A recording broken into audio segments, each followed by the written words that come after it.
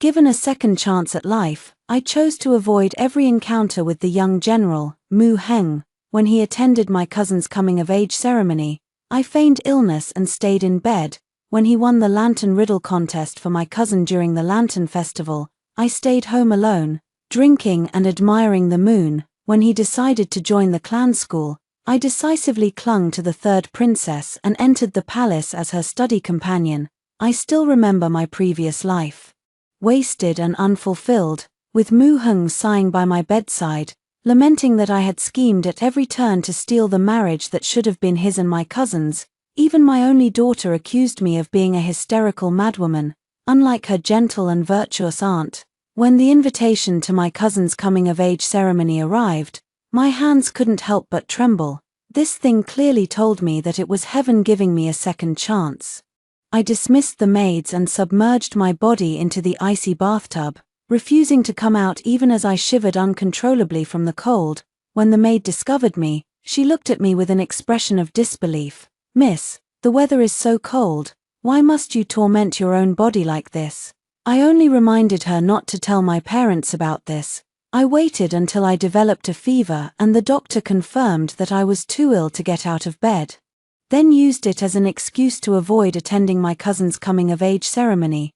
"But isn't young Master Mu Heng also going to be there that day? Weren't you looking forward to it before?" My mind involuntarily recalled Mu Heng's appearance, a handsome and elegant young man, the unspoken daydream of my girlhood. He was the young master of the Guardian General's manor, both cultured and martial, and had been appointed as a young general by the emperor at an early age. Our family had distant ties with his, so naturally, we wanted to send our daughter into his inner household. I was burning with fever, my whole body ached so much that I didn't want to speak, and after drinking the bitter medicine, my throat felt sour. Annoyed by the maid's nagging, I replied dismissively, "I don't want to go anymore. Why must there be so many questions? If you have the time to chatter here, why not fetch me another blanket? I'm terribly cold." The maid, having served me for many years, noticed my displeasure and realized she had spoken out of turn. She quickly added more charcoal to the brazier and brought an extra blanket. I watched her close the door and then closed my eyes, sinking into a deep sleep. In my previous life, I ended up marrying Mu Heng. It was also on the day of my cousin's coming-of-age ceremony that I was pushed into the water and nearly drowned, only to be saved by Mu Heng, with my clothes disheveled and being held by him. I inevitably lost my reputation because of it. The two families then set a wedding date and arranged for us to marry on an auspicious day. On our wedding day, he lifted my veil, stared at me for a long time, and then kept urging me to drink cup after cup until I was completely drunk. The next day, the purity cloth meant to symbolize my innocence showed no trace of blood. I was too ashamed to speak of it, and he never offered any explanation on my behalf. I was subjected to my mother-in-law's strict rules and became the laughingstock among the relatives, while he came home late and left early, acting as if he saw nothing. At that time, I had no idea what I had done to offend him. It wasn't until my cousin got married, and he, with reddened eyes and reeking of alcohol, pinned me down to consummate our marriage, that I finally realized there was someone else in his heart. Later, when I was pregnant and suffering from severe morning sickness, he always carried a sachet with him, a scent I had also noticed on my cousin. Mu Heng used an excuse to move into a separate room and never entered my courtyard again. When I gave birth to my daughter, I had a difficult labor. Upon learning it was a girl, he turned and left, and I was subjected to sarcastic remarks from the relatives around me. As my only daughter, I cherished her dearly and had long given up hope of having another child with Mu Heng, as I had expected. Mu Heng never shared a bed with me again. Under pressure from my mother-in-law, I began arranging concubines for him, and he favored these two concubines greatly, as both bore a resemblance to his cousin. As my daughter grew older and reached the age for marriage discussions, I selected a few suitable families for her to choose from, hoping she would have a better marriage than I did. Mu Heng deliberately sent me away to the temple to pray for blessings for half a year, during which time he married our daughter off to our cousin's son. By the time I found out, it was already a done deal, and my daughter was smiling as she offered me tea. I hysterically knocked over the teacup and angrily asked him why he insisted on marrying our daughter to our cousin's son. Was he using her to make up for his own regrets? My daughter resented me, her eyes red as she accused me of being overbearing, saying that her father's actions were all because I had driven him to it. Mother, do you know how miserable I have been since childhood? You always forced things I disliked upon me and pushed me to be the best. If it weren't for Brother Roang protecting me and my mother-in-law comforting me, I would have nearly given up on life several times. A woman who roars like a lion from Hadong. If I were a man, I would despise you too. How could I ever share a bed with you? In your entire life, you have borne no children besides me, and it is all your own doing. Father can only wait for me to have a son so that he can adopt a grandson to inherit the family business. My daughter looks down on me, my husband ignores me, and even my son-in-law deliberately avoids me. But what wrong have I actually done? I had no idea back then that the two of them were already in love. I resent Mu Heng for not being honest before the engagement, which led me to blindly enter the Mu family, bear the reputation of breaking up a loving couple, and endure the veiled criticisms from my mother-in-law and relatives who were unaware of the truth. I resent my daughter for not knowing that I went through a life-and-death struggle to give birth to her, and for not understanding the sleepless nights I spent taking care of her. I worked tirelessly to raise her as a noble lady, hoping to give her better prospects in marriage, only to be told in the end that I brought it upon myself. I hate even more that in the countless days and nights, the poems my husband recited were all filled with deep affection for his cousin. No one knows who the beloved in my husband's words is, and I have become the victim of their unrequited torment. They want to make me, who knows nothing, bear the blame for a lifetime. Later on, I no longer wanted to endure it. Everyone says I am being unreasonable, hysterical like a shrew, saying I'm nothing like a proper general's wife, far less virtuous and magnanimous than my cousin, but I refuse to accept it. After a lifetime of toil and hardship, my appearance has become haggard and aged, nowhere near as lovely as my cousin's. I want a divorce, but Mu Heng firmly refused. He said his lifelong reputation couldn't be ruined because of me. In truth, he was afraid that if I left after the divorce, I would expose the truth and harm his cousin's reputation. He has always been protecting the one he loves.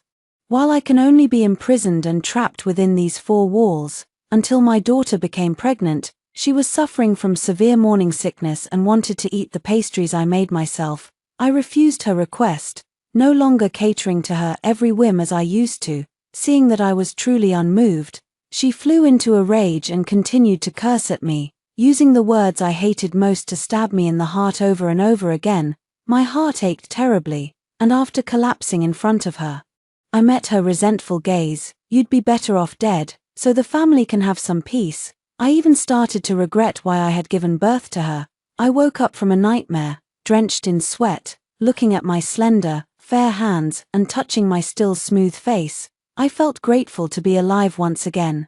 After missing my coming-of-age ceremony, I peacefully studied at the clan school, automatically shutting out all news about Mu Heng from the outside world.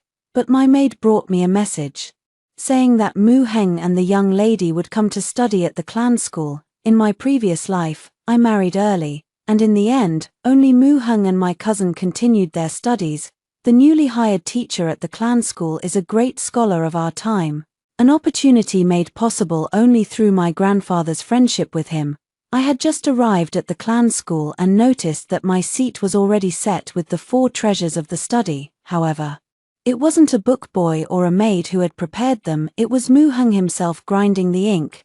Miss, young Master Mu Heng is so thoughtful, he arranged everything for you. The maid's admiring tone drew a cold laugh from me. My 4 treasures of the study were still in the maid's bamboo basket. How could they possibly have been set up already? Sure enough, as I approached my seat, my cousin immediately rushed over, wearing an apologetic expression, and said to me, "Cousin, I wanted to be closer to the teacher. You don't mind, do you?" Of course I didn't mind. It wasn't that she wanted to be closer to the teacher, but rather that Mu Heng was sitting behind this spot, without any intention of exposing her.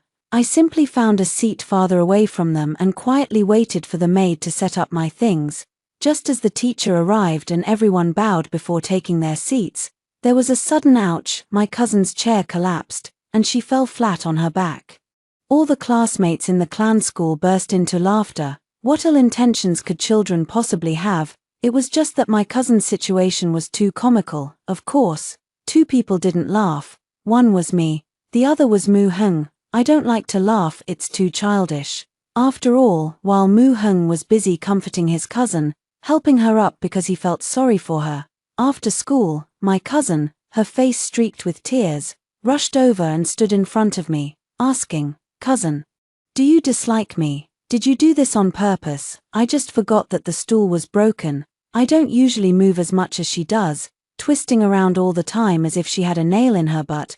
There is a small problem, I forgot. Hearing my words, my cousin cried even more sadly, and Mu Heng immediately frowned at me. "How can you be like this, unable to stand others doing well?" The next sentence is almost going to say I have no upbringing. Unfortunately, I am not the person I was in my past life. I won't rush to explain or justify myself. Calmly, I replied with the words he often said to me in my past life, "If that's what you think, there's nothing I can do." He was left speechless by my words, and only after a long pause did he continue, "Yenyang's older brother is close to me, so naturally, I care for her by extension. Besides, she just started at the clan school, and her studies aren't as advanced as yours. Which is why she sits closer to the teacher." Faced with my silence, he couldn't help but shake his head, as if he felt it was pointless to say more. "If you mind, I'll have her desk and chair replaced." Without expressing an opinion, I took my maid and left directly, preparing to attend the third princess's flower viewing banquet. In my previous life, I was completely devoted to Mu Heng. I went to my aunt's house for a small birthday banquet just to secretly catch a glimpse of Mu Heng there. Now that Mu Heng is no longer everything to me, I naturally set my sights on broader horizons. The third princess is someone who shares my interests, but back then I married Mu Heng early and faced many restrictions, gradually losing contact. While rummaging through the cabinet to prepare a gift for the third princess, I came across the shoes I had personally made for Mu Heng. I thought about having the maid take them to the tailor shop to sell on the way to the banquet, as keeping them was truly an eyesore. After packing them into a bundle, I arrived at the third princess's villa. Several noble ladies greeted me, and in the rush, the maid mistakenly took the wrong bundle. When I handed the bundle to the third princess's maid, I had no idea that this mistake would lead the third princess to misunderstand me. How is that fair? The banquet began, and the princess brought out the chrysanthemums called golden stamen, which had just been cultivated by the gardener and were in full bloom. Everyone praised them profusely and composed poems and verses in their honor. I casually picked up a brush and wrote one, merely to join in the fun, with no intention of standing out. Just then, the crown prince happened to arrive. He took a liking to my poem, offered some comments, and even revised a couple of words, saying I had exceptional talent. I silently accepted the prince's praise. I never had any ulterior thoughts about someone so high above me and didn't expect to have much interaction with him. As long as I could be friends with the third princess, I could become her study companion and stay far away from Mu Heng and the others in the palace. I told the princess about my wish to become her study companion, and she happily agreed at once, even chiding me for not mentioning it earlier. Back at the residence, the maid said Mu Heng had sent me a gift. When I opened it, it was a string of pearl tassels. "Young Master Mu Heng sent a message, hoping to exchange this for your Shoshan stone inkstone. He hopes you will part with it. The Shoshan stone is brightly colored, and Mu Heng has always been a steady character. He isn't asking for it for himself. 9 times out of 10, it's his cousin who has taken a liking to it. Send it back, I won't exchange it." The next day, Mu Heng was already waiting for me at the entrance of the school, forcibly pulling me aside. "I know you like me, but you can't let jealousy take over because of it. Yang Yang cried all night yesterday. How could you bear to take away what someone else loves?" I looked up, gazing at Mu Heng's youthful face before me. So he had always known about my feelings for him. "That item belongs to me, if you want to force an exchange. Who exactly is the one taking away what someone else loves? And there are some things you might have misunderstood. I don't like you, so don't ruin my reputation." My tone was indifferent as I looked directly into Mu Heng's eyes, making sure he understood that I wasn't speaking against my will. "If you don't like me, why did you always have your maid send me things before? And why did you often find excuses to see me?" Mu Heng didn't believe me, thinking I was using reverse psychology. Times have changed, and if I say I don't like it, then I don't like it. I'm not the only one with a Shoshan stone inkstone. You can easily go buy one elsewhere, but the one in your hand was made from a sketch I personally drew back then, which you then had the craftsman carve. My previously advancing footsteps halted as I suddenly remembered that detail from the past. Out of admiration, I picked up a discarded sketch from Mu Heng's desk and had a craftsman carve this inkstone using a newly purchased piece of Shoshan stone. "Then I won't use it." I had the maid bring me a new inkstone, and then, in front of everyone, I smashed that Shoshan stone inkstone. Mu Heng's expression turned very unpleasant, and my cousin burst into tears, her eyes red. "Cousin, how can you be so petty? This was Mu Heng's hard work." "My things, when did they become Mu Heng's hard work? Since they have stirred up inappropriate thoughts in others, they should not exist." What I smashed was not just an inkstone, but my attitude toward others' covetousness. I would rather destroy it myself than leave it for someone else. When I entered the study hall, I noticed that my cousin's desk and chair had been replaced with a more expensive rosewood set, standing out conspicuously among the ordinary furniture. The pearwood is sturdy. Mu Heng is truly willing to put in the effort. I died with my eyes wide open, unable to rest in peace. Thinking this, I took my seat after paying respects to the teacher, but I felt unsteady and ended up falling to the ground, my tailbone hurting terribly. "Ha ha ha ha. Does Sister Furu look like a clumsy turtle when she falls?" The 8-year-old cousin who was close to Yang Yang pointed at me and laughed, and it wasn't until the teacher tapped the ruler twice that everyone quieted down. I didn't cry or make a fuss, I just silently stood up, turned around to pick up the fragments of the table and chair, found the mortise and tenon joints, and clearly saw the saw marks. I handed the items to the teacher and explained my thoughts. Soon, some people in the classroom stopped laughing. My cousin, who had been mocking me, admitted that he was the one who tampered with them, claiming it was just a simple prank. I knew it wasn't that simple, but since he insisted it was his fault, the teacher wouldn't investigate further. After school, Mu Heng stopped me to apologize on behalf of his cousin. "Yang Yang is still young and doesn't know any better. I've already scolded her, and I will send a formal apology to your residents. We're not even a family yet," and he's already lowering himself for his cousin. He must be afraid that once I find out it was his cousin's doing, I'll retaliate, so he's trying to get ahead of it. My cousin has already apologized, and he didn't even mention his cousin.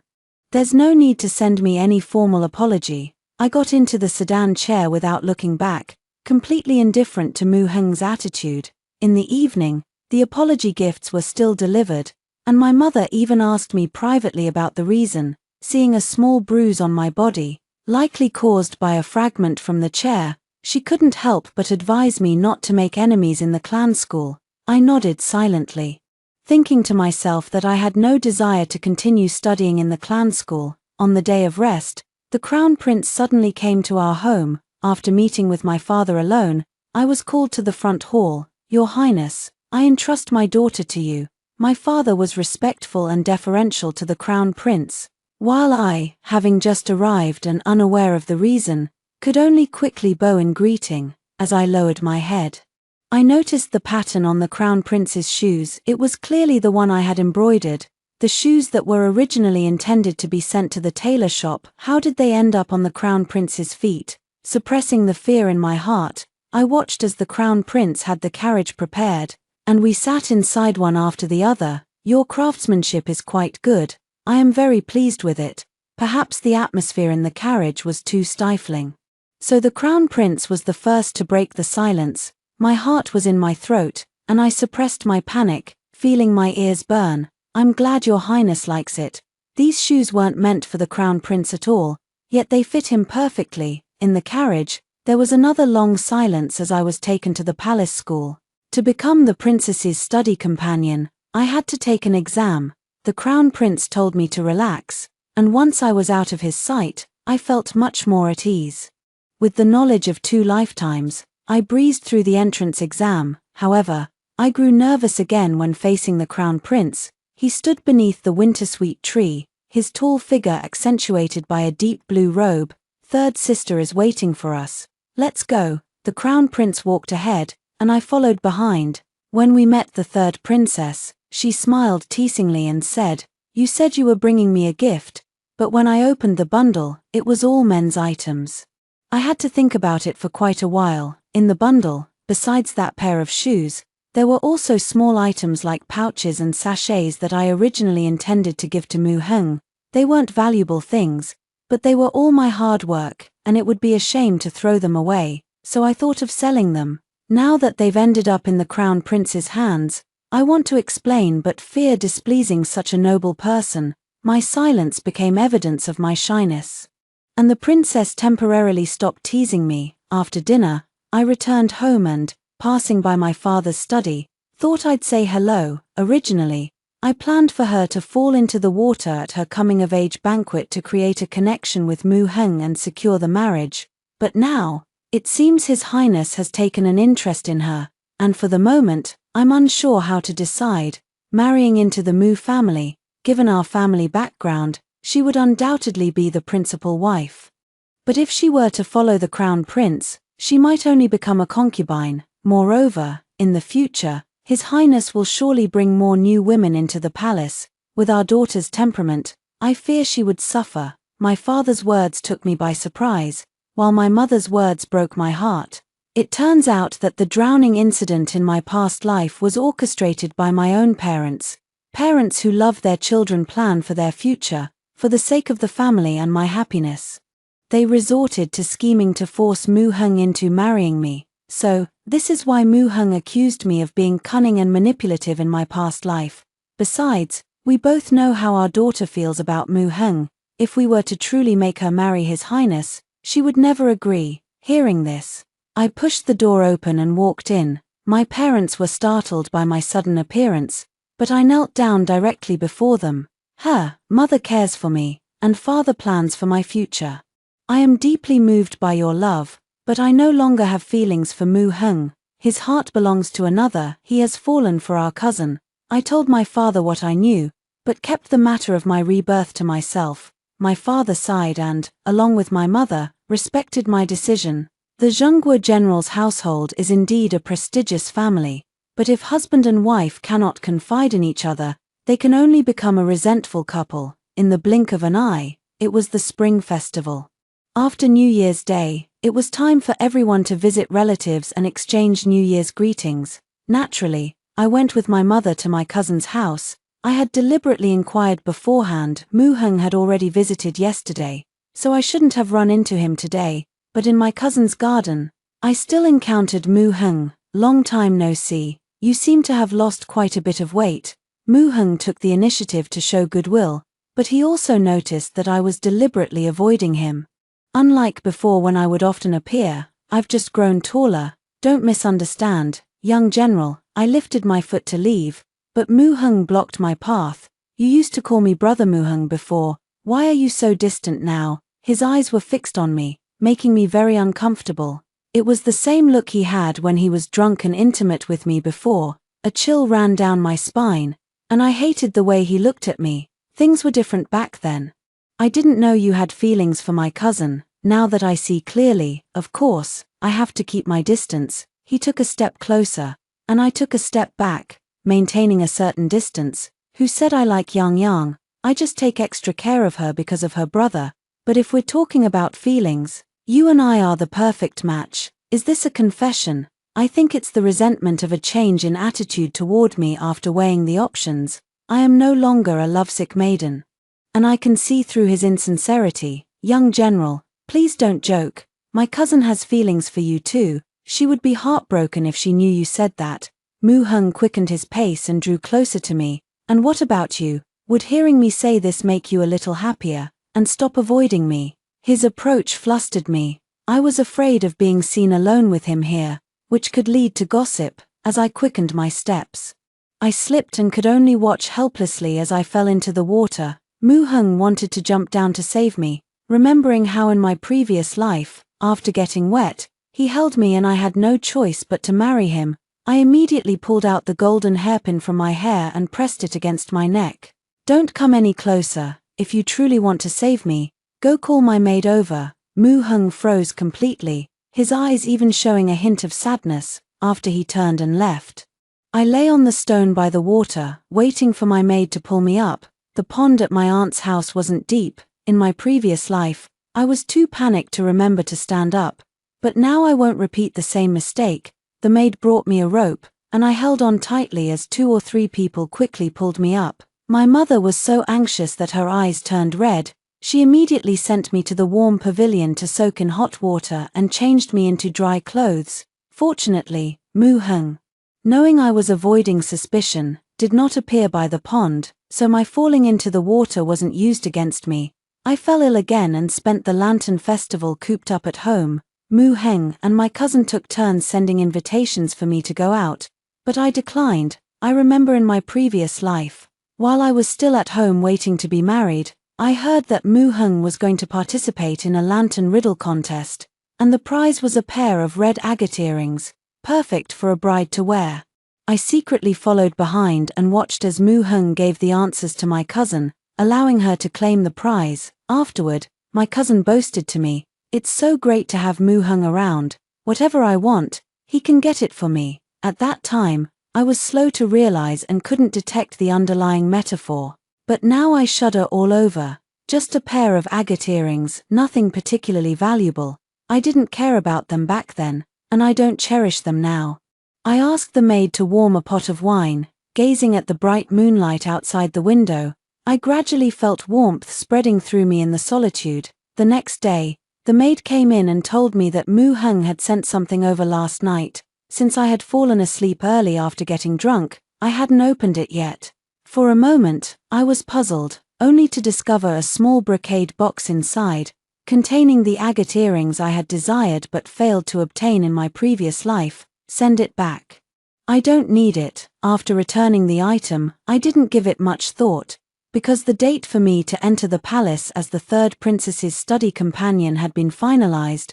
I would be entering the palace tomorrow. I had the maid prepare some gifts and personally delivered them to the tutor who had just returned for the new year. He gave me some advice on what to pay attention to after entering the palace. Stepping outside, light snow began to fall again. Moo Heng, wearing a silver fox cloak, stood waiting for me in the courtyard. "Did you withdraw from the clan school just to avoid me?" I shook my head. Being chosen by the princess to serve as a companion in the palace is an honor for me. It will naturally benefit me when it comes to marriage discussions in the future. When did you become so calculating? You used to be completely devoted to me, and now you're thinking of marrying someone else. Moo Hung seemed rather embarrassed and angry, his eyes red as he stared straight at me. "You and your cousin are the perfect match. I don't like meddling in other people's relationships. Since you've always been so protective of your cousin, let's not give anyone the wrong impression about us. My feelings for you are not a misunderstanding. If you care about me, I can cut ties with my cousin." As Moo Hung's words fell, his cousin was already standing behind him with reddened eyes, tears falling like broken strings of pearls. "Cousin Moo Hung, didn't you say you would cherish me for a lifetime? Now, for the sake of my cousin, where does that leave me?" I watched as my cousin walked up to Moo Hung, grabbing his clothes and demanding an explanation. Moo Hung chose to remain silent, just as he had in our previous life, using cold indifference to drive me to hysteria. The grievances I have nowhere to vent are slowly eating away at the rationality within me. When I desperately needed an outlet, Moo Hung responded with silence and avoidance. My cousin, not getting an answer, was so overwhelmed with anxiety that she fainted on the spot. Moo Hung panicked and quickly picked her up from the snow. "She's not in a good state. I need to take her to see a doctor first." I didn't bother to watch Moo Heng's hurried figure disappear. They lived in the west of the city, while I was heading to the palace in the east. We were no longer going in the same direction. Life in the palace was lived with caution, as I feared that a single misstep might bring trouble. Fortunately, under the princess's protection, I managed to live quite comfortably within my courtyard. Compared to my previous life, when Moo Hung kept me confined at home, I now had many friends. We composed poetry, enjoyed drinks, and studied together with the princess. My days were full and vibrant. It wasn't until the princess told me that the crown prince was going to select a consort and that I should prepare myself. I don't expect to have any interaction with the crown prince. It's just that as the princess's study companion, I have more opportunities to see him, since the mix-up with the package last time, when the crown prince received my embroidery. I haven't deliberately given him anything again. Given my family background, I can only be the crown prince's consort, but if I were to marry, I would want to be the principal wife. So, for now, I don't wish to compete for the position. The third princess was quite surprised by my answer. She thought that the crown prince and I were already a natural match, just waiting for the right moment. I want to take the female official examination. If I can pass, I will be able to realize my ambitions. I remember that in my previous life, in just half a year, border conflicts will break out. Mu Heng will follow his father to lead the troops into battle, and the crown prince will also face internal and external troubles due to the floods in Jiangnan. Have you thought it through? If you participate in the female official examination, you will miss the crown princess selection. As I nodded, I followed the princess's gaze and realized that the crown prince was standing behind me at some point, startling me so much that I instinctively jumped. I am not a tiger. Why are you so nervous? Afraid I might eat you? The crown prince sent the third princess away and sat in the garden pavilion. I stood there silently, fearing he would blame me for my earlier words. Your Highness is not a tiger, but a future wise ruler. So naturally you would not eat me. I pretended to remain calm, but as soon as I finished speaking, the crown prince added another remark. No, I want to devour you. I was momentarily stunned, and when I looked up, I happened to meet the prince's deep gaze. Just joking with you. Look how surprised you are. The prince's smile was radiant, his slender fingers holding a booklet that I had left at the princess's place a few days ago. Did you write this? I nodded. It was my policy paper on the flooding in Jiangnan. Though it still needed refinement, the crown prince handed the booklet back to me and gently patted my shoulder. Do whatever you wish to do. I will be your support. I looked up at the crown prince's handsome features. As he stood up, he seemed like a great tree, shielding me from the glaring sunlight. A halo of light radiated from behind him. On the day the crown prince was selecting his consort, I stepped into the inner hall for the female official examination, picked up my brush, and wrote a well-prepared treatise on flood control, securing the top spot in one fell swoop. The emperor personally appointed me as a female official, granting me the privilege to move freely within the palace from then on. Mu Heng requested to see me alone, sending 3 invitations in a row. Knowing full well that he was about to depart for the borderlands, I had no choice but to agree to the meeting. I never imagined that the girl who used to follow me around would now become a female official. However, as a woman, there are many restrictions. It would be more practical to marry and focus on raising a family. Mu Heng's gaze was intense, but his words were deliberately meant to put me down. Men aspire to achieve great things, and women can naturally hold up half the sky. The founding empress established female officials precisely because she hoped women could also serve the country with loyalty. How can you look down on female officials? That's not what I meant. I just wanted to tell you that I'm going to the border. Before I leave, my mother hopes I'll take a wife, and the one I've always envisioned as my wife is you.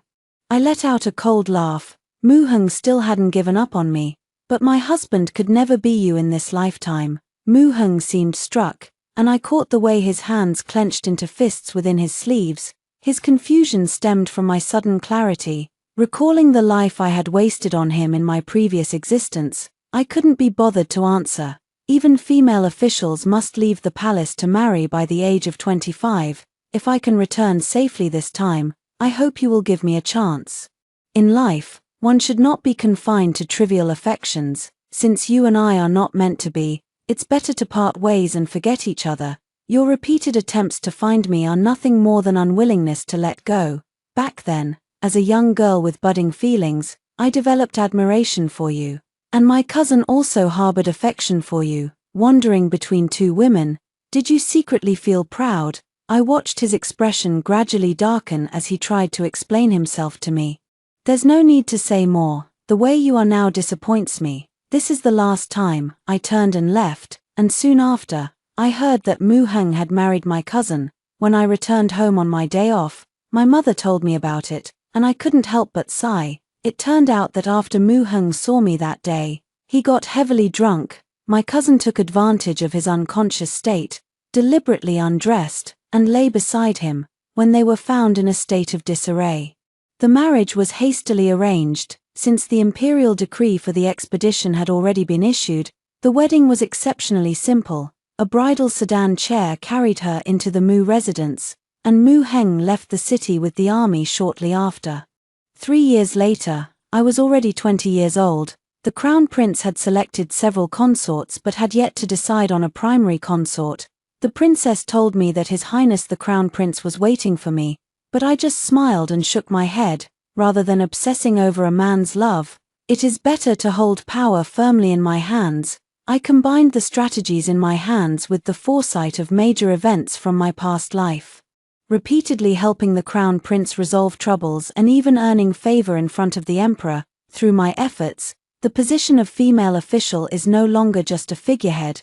I can finally stand in the court just like my father. However, I am still in the outer hall, far from the pinnacle of power. Mu Heng returned victorious at this time, his armor gleaming with a cold light, frowning deeply at the sight of me in official robes. "A hen crowing at dawn is an ill omen. How dare you presume to take your place in the court?" I and Mu Heng were at odds with each other, clashing time and again in the imperial court, as if we had become mortal enemies. At the age of 25, I was approaching the time of my retirement, and I couldn't help but feel anxious. Mu Heng became even more opposed to my political views in the court, and the emperor's health took a turn for the worse. Logically, the crown prince should have been overseeing state affairs, but the emperor instead assigned the fifth prince to assist in governance. I sensed a whiff of conspiracy and went to seek the counsel of the third princess and the crown prince, but as soon as I left the house, someone stopped the carriage. My cousin stood in front of it, demanding to see me. It had been years since we last met, and she looked much more haggard, despite being only in her 20s. She already had strands of white hair at her temples. "Mu Heng is planning a rebellion. You must prepare yourselves." I feigned surprise. Could my cousin's directness be a test from Mu Heng? I glared sharply, wanting to see if my cousin would panic, but her expression remained exceptionally resolute. "Mu Heng loves you. He has kept me confined in the mansion all this time. I came out this time hoping you could help me get a divorce. How did you manage to get out? I've endured all these years with him, and every time we were intimate, he called out your name. I hate you, and I hate him even more. As long as you can help me get a divorce, I'm willing to do anything." I didn't express my stance immediately, but had her quietly sent away. Soon, Mu Heng began searching everywhere for his cousin's whereabouts, even coming to my residence. Yang came, but she left, asking me to get a divorce agreement from you. I told him the truth. Observing Mu Heng's calm expression, "I do intend to support the fifth prince, but as long as you are willing to resign from your official position, marry, and no longer involve yourself in court affairs, I will remain loyal to His Highness." So, all these years of competing with me in court were simply because you couldn't stand seeing me as an official. In Mu Heng's heart, he fundamentally looks down upon women. He only wishes for us to be like dodder vines, dependent and delicate. This world belongs to men. What you should be doing is managing the inner household, supporting your husband, raising children, and continuing the family line. I didn't want to deal with him, but Mu Heng suddenly attacked and knocked me unconscious. I was awakened by a pungent medicinal smell. By then, Mu Heng was already fighting with the hidden guards sent by the crown prince to protect me, while my maid shielded me to the side, in my own residence. Mu Heng actually tried to tarnish my innocence. It was truly outrageous. Mu Heng looked at me with resentment, but I handed him over to the crown prince. Soon after, Mu Heng's attempt at rebellion was completely crushed. I am a person who has been reborn, assisting the crown prince to prevent problems before they arise, already having everything under control. No matter how much unwillingness Mu Heng had, in the end, he could only watch helplessly as I helped the crown prince ascend to the throne and receive the homage of all the officials. at the age of 25, I became the female prime minister personally appointed by the emperor, while Mu Heng, due to his family's immunity token, was confined to his home. The four-walled courtyard that trapped me in my previous life should now let Mu Heng taste its bitterness. My cousin came to me asking for a divorce letter. But I advised her to learn to be gentle and virtuous. The imperial decree stated that she and Mu Heng were a match made in heaven, so they could not divorce. In the dilapidated Zhonghua general's mansion, my cousin's hysterical cries could often be heard, and Mu Heng would always lose his temper and beat her black and blue. I still remember in my past life, my cousin once came to me to boast that even though I became the general's wife, I couldn't keep my husband. Now, even if she wants to leave Mu Heng, it's impossible. Mu Heng hated me, and even more resented my cousin for informing on him. On a snowy morning, they stabbed each other. Blood stained the courtyard red. My cousin laughed until she was hoarse, and then, like Mu Heng, she died with her eyes wide open. The emperor handed over the memorial and silently sat beside me, resting his chin on one hand, quietly watching me. Feeling uncomfortable under his gaze, I asked, "How long does your majesty plan to stare at me? Now that the position of empress is vacant, I will wait until you are willing to marry me." I sorted the memorials into categories, quietly ground the cinnabar to a rich consistency, and handed the imperial brush to His Majesty. "Now is not the time for matters of the heart. Your Majesty should focus on diligent governance." Another 5 years passed in the blink of an eye, and the third princess's children had already turned 10. On the second day after I resigned as Prime Minister, she knocked on my door and dragged me out of bed. Others may not know your thoughts, but I do. Back then, you fell into icy water and damaged your body, making it difficult to conceive. You turned a blind eye to my brother's love, delaying and waiting until he shifted his affections elsewhere. Now open your eyes and see, the kingdom is peaceful and prosperous. Yet my brother has remained chaste for you, without a single heir. If you had any conscience at all, you shouldn't be sleeping so soundly. After working hard for over a decade, I finally managed to take a break, but the third princess shook me awake relentlessly. "Fu Ru, my brother has given you the opportunity to realize your ambitions. Isn't it time to settle down now?" The third princess forced me to drink a lot of wine. Dizzy and disoriented, I entered the palace carrying a bundle in my hand. In the imperial study, the chief eunuch hurriedly announced my late-night arrival. The emperor was once again dressed in that same indigo dragon robe from years ago.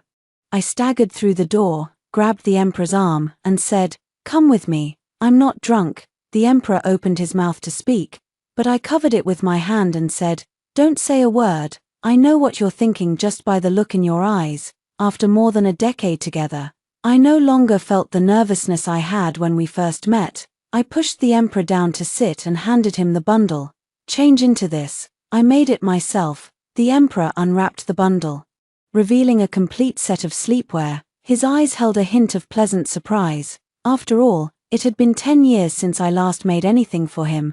The moment he changed into the clothes, I narrowed my eyes slightly and began leading him step by step toward the bed.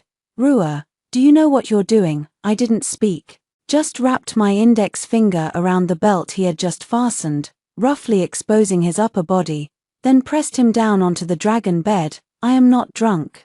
Of course I know what I am doing." Tonight, my form of address changed from subject to consort, and the emperor's eyes darkened as he actively responded to my affectionate kiss. Amidst the lingering fragrance of the night, His Majesty and I engaged in a deeper level of communication. The next morning at the court assembly, His Majesty was full of energy, while I remained in the rear palace, aching all over. There were no obstacles to me becoming the empress. And our children were born one after another. After 2 sons, when I finally gave birth to a daughter, His Majesty no longer allowed me to have more children. Recalling my past life, I silently tightened my grip on His Majesty's hand. I intended to live a carefree life without marriage or children. But someone became my bright moon. Why? What nonsense are you spouting? After hearing the first story above, what are your thoughts? Feel free to share your opinions in the comments section. Next, there is another similar story. Let's continue to see. After taking an arrow for Ling Chengyang on the battlefield, I became the laughingstock of the capital, a rough-handed, sallow-faced woman no one wanted, yet she dared to covet the capital's most celebrated young general, the general's wife. Fearing I would cling to her son, married me off to a terminally ill illegitimate son. It seemed as if I had stumbled upon a great bargain. Every day, I dragged the sickly one out to exercise. I finally have a husband. You better live a long and healthy life for me. After my father died in battle, I was raised in the military camp by the general. From the age of 5, I practiced martial arts and followed the dragon cavalry through life and death, guarding the border, more manly than a man. All 3 sons of the general serve as major generals in the military camp. The 3rd son, Ling Chengyang, is about 2 years older than me.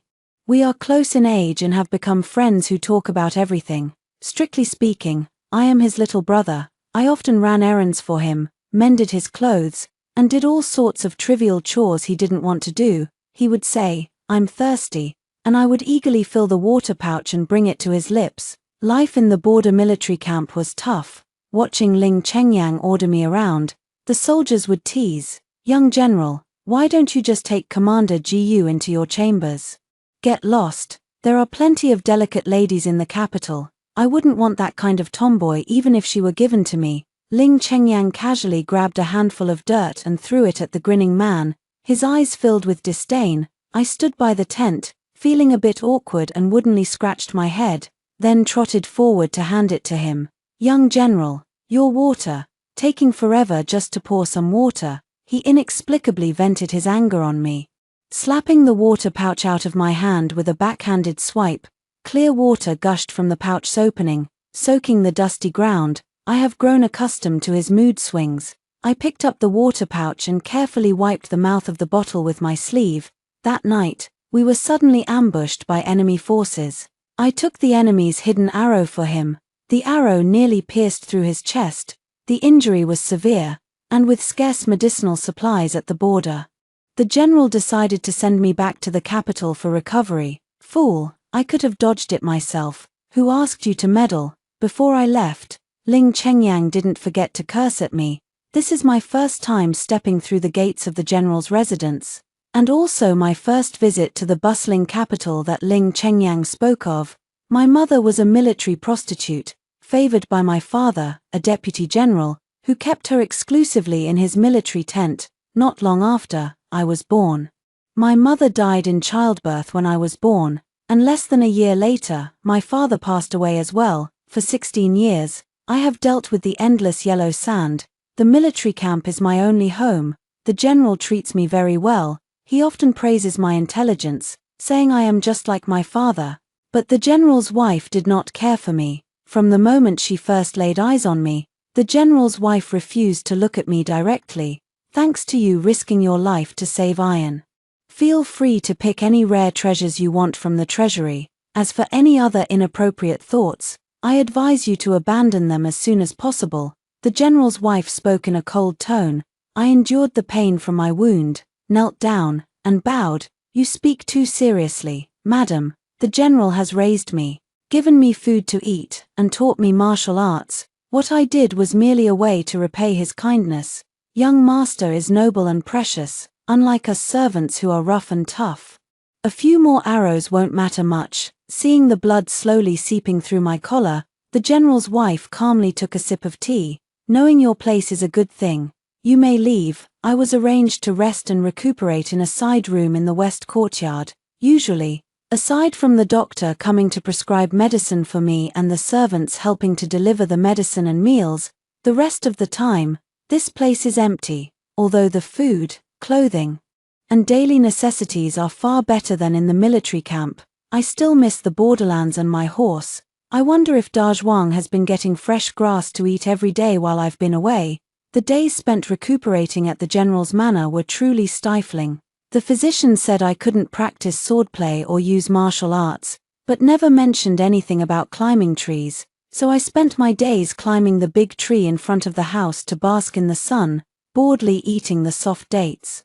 I suddenly heard a rustling sound under the tree. I quietly parted the leaves to look, and saw a little squirrel picking up the few soft dates I had unintentionally dropped. The medicine the doctor brewed was truly bitter. so bitter it was hard to swallow. Fortunately, I had brought a pocketful of fruits with me when I came.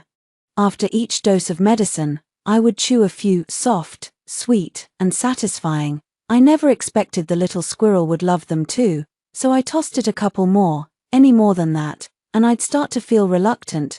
These are wild fruits only found in the borderlands. If I finish them now, I have no idea where to find more. Who would have thought this little squirrel would push its luck? A few days later, it actually took advantage of my sleep to sneak fruit out of my pocket. After succeeding, it scurried away with the fruit in its arms and slipped out through a hole in the wall. Its sneaky look made me laugh. This is the first friend I made at the general's residence. Soon after, news of victory arrived. The Xiongnu, who had repeatedly invaded, were defeated and quickly surrendered. The general returned to the capital with his 3 sons to report their success and receive their rewards. I heard that Ling Chengyang personally beheaded the enemy Khan, making it his greatest achievement. But he refused all the rewards offered by the emperor. Instead, he requested to marry the prime minister's daughter Yi Zhixue. Only then did I realize that the name he had been murmuring while injured and unconscious was Shuer. That time, I took care of him for 3 days and 3 nights without closing my eyes. I thought it was because he had lost too much blood and was dreaming of blood. Our Yang has truly grown up, even starting to worry about his own marriage. The emperor's arranged marriage is the talk of the entire capital. What a perfect match of talent and beauty. The 2 sisters-in-law leaned against their husbands, laughing and teasing Ling Chengyang. I watched the happy family from afar and did not approach. Suddenly, a black horse appeared in my line of sight. After a moment of stunned silence, I rushed forward and hugged the noticeably thinner horse, overjoyed. "My dear Dazhuang, what are you doing here, after you left?" It barely ate a few mouthfuls of grass each day, so I brought it back with me. A commanding voice came from behind me. I quickly knelt down on one knee, supporting myself with my hand. "Thank you, General." The general chuckled lightly. In his casual attire, he seemed to have shed some of his stern and imposing aura. "Child, treat the general's residence as your own home. There's no need for formalities here. How is your injury recovering?" My nose tingled with emotion. "Thank you for your concern, General. I'm much better now." Somehow, the emperor had heard about how I had taken an arrow for Ling Chengyang earlier. He invited me to join him at the palace's victory banquet. The general's wife reluctantly sent a maid to fetch a dress for me from a dusty chest. I touched the luxurious, delicate fabric, unsure of where to begin, but the maid turned and walked away, not wanting to engage with me at all, if it weren't for the general's orders. The general's wife probably wouldn't even have given me this dress to wear. I had no choice but to follow suit, layering myself inside and out until I was fully dressed. Fortunately, I was seated in the innermost corner at the far end of the banquet, so no one noticed me. Midway through, a palace maid whispered in my ear, saying that Ling Chengyang wanted me to go to the imperial garden. At the palace banquet, men and women were seated separately, and I couldn't find him anywhere. Thinking he might have some task for me again, I followed the palace maid, but before I had gone far, 2 graceful young ladies approached, followed by a group of attendants. Even at a single glance, they were stunningly beautiful. One is as gorgeous as a peony, the other is as pure as a lotus. I have never seen such beautiful women. For a moment, I was completely captivated. In a daze, a sharp slap landed on my face. "How dare you? How dare you not kneel when you see Her Highness the Princess?" The princess sneered, truly a lowborn from a bitter, cold land, with no sense of etiquette at all. "Just look at this shabby appearance all over. I've never seen anyone tie the ribbons of a misty gauze skirt like a bundle rope before. And this bun on your head, from a distance. I thought you were a Taoist priest from the temple. TSK, how utterly vulgar. There's not a trace of femininity in your appearance or demeanor." The princess spoke while leisurely circling around me, and then forcefully tapped my face a few times with her fan, saying to the woman beside her, "Shuer, now you've seen for yourself, you can rest assured, right?" It turns out that the woman as pure as a lotus flower was Yi Zhixue. She leaned close to me, her tone full of disdain. I thought a woman working for Brother Iron would at least have some looks, but I never expected someone like this. "Are you even worthy?" I knelt motionless, not uttering a word, not even changing my expression. The punches all landed on cotton, and the princess's face suddenly darkened. You don't know what's good for you. Someone, strip her clothes off. Let this princess teach her how to dress properly. Actually, I'm thinking about the doctor's warning not to use any internal energy. Using a little qigong shouldn't be a problem, right? I can't afford to provoke, but I can afford to avoid. Just as I was about to escape using qigong, I saw Yi Jishua's figure falter slightly, and she fell toward the lotus pond beside her. I quickly dodged and pushed her back onto the shore, but I fell into the pond due to inertia. At the same time, Ling Chengyan's anxious voice came, "Shuai." I climbed ashore, soaking wet, with a lotus leaf still hanging on my head. Yet, Yi Jishua nestled in Ling Chengyan's arms, her eyes red and teary as she pointed at me. "Why did you push me?" "To save you." I was a bit confused. "Shut up," Ling Chengyang interrupted me, questioning coldly. "Shuai has a delicate constitution. Even if you were trying to save her, you shouldn't have used so much force. Were you trying to save her or harm her? Do you have some grudge against her?" This is the first time I've seen Ling Chengyang so nervous. When I pushed Yi Jishua back onto the shore, she fell to the ground, scraping the skin on her palms, not even drawing blood, yet he held her delicate, slender hands in his arms, blowing on them over and over again, as if they were priceless treasures held close to his heart. "Hurry, summon the imperial physician. We absolutely cannot let a scar form." I looked down at the calluses and scars covering my hands, and suddenly remembered the year I turned 13, when a weapon left a long gash on my right cheek. I asked Ling Chengyang for a bit of the scar-removing ointment. He said, "Whether your face has a scar or not, it's all the same. Don't waste the high-quality ointment." But in the end, I still applied the ointment. When the general saw the scar on my face, he looked heartbroken and gave me his own jar. "You child, you got hurt and didn't say a word. Take this to fade the scar." After the scar on my face healed, I treasured that jar of ointment and never dared to use it again. Ling Chengyang lifted Yi Jishua into his arms. Before turning to leave, he glanced at me. "Get lost. Don't embarrass the general's manner." I just realized that the soaked clothes were clinging tightly to my skin, leaving my figure completely exposed. After attending the palace banquet, the general's wife, contrary to her usual demeanor, became very friendly toward me, and gave me many luxurious silk dresses and hairpins with jewelry, until one night. The lady suggested to the general that I be married to the fourth young master. It would be perfect for both couples to marry on the same day, double the happiness. That was when I learned that the general actually had a fourth son, just 1 month younger than Ling Chengyang. He was born to a concubine. I heard he's sickly and always taking medicine. Now he's nearing the end of his life, lying in bed all day, so he's practically non-existent both inside and outside the mansion. If it weren't for Madam being anxious and worried that I might ruin Ling Chengyan's plans, she probably doesn't even remember this person. I also heard that, like me, he lost his mother right after birth. After a moment of contemplation, I agreed. Ling Chengyang came looking for me and called me a stupid pig. "You're actually willing to marry such a useless sickly man. If you're really worried no one will want you, I might as well take you as a concubine." It just so happens that Shuai needs a maid who knows martial arts to protect her. "Young general, we are both already betrothed to others. It is improper for you to enter my room." "Quite impressive, Gu Sui, you've grown some backbone." Ling Chengyang was so furious that he smashed the teacup on the table and stormed off in a huff. "I married of my own free will.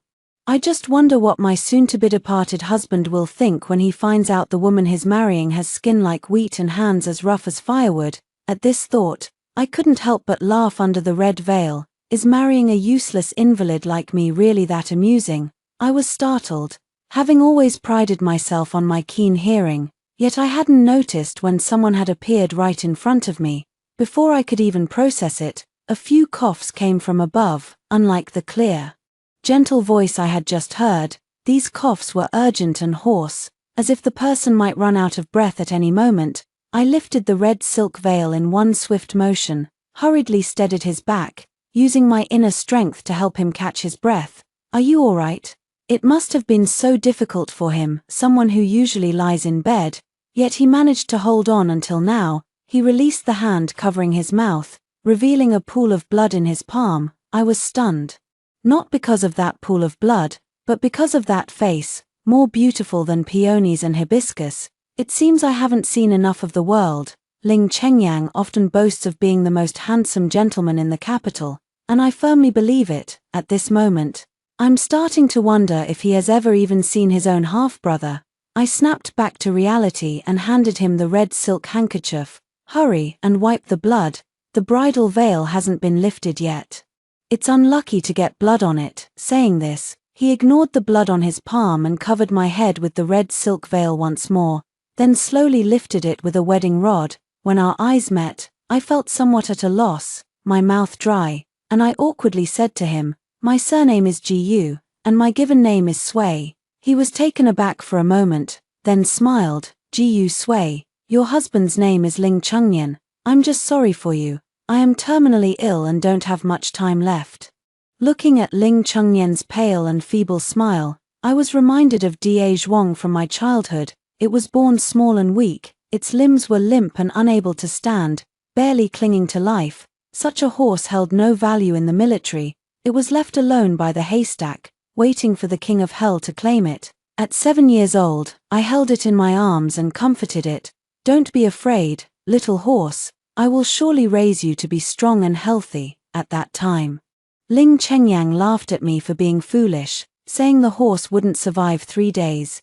Yet, through my day after day of meticulous care, Da Zhuang is growing stronger and more robust. It became the fastest warhorse in the army. On the battlefield, it was even more heroic, fearless of weapons. So I comforted the person in front of me with the same resolute tone. "Don't worry, husband. I will surely raise you strong and healthy. I can snatch a horse back from the king of hell."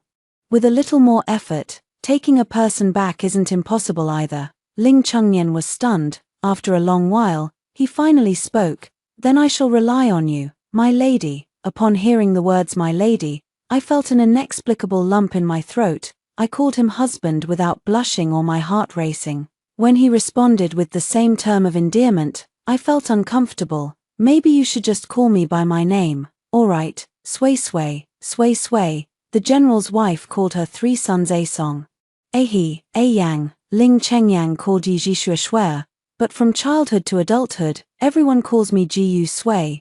I never knew that reading 2 characters stacked together could sound so pleasant.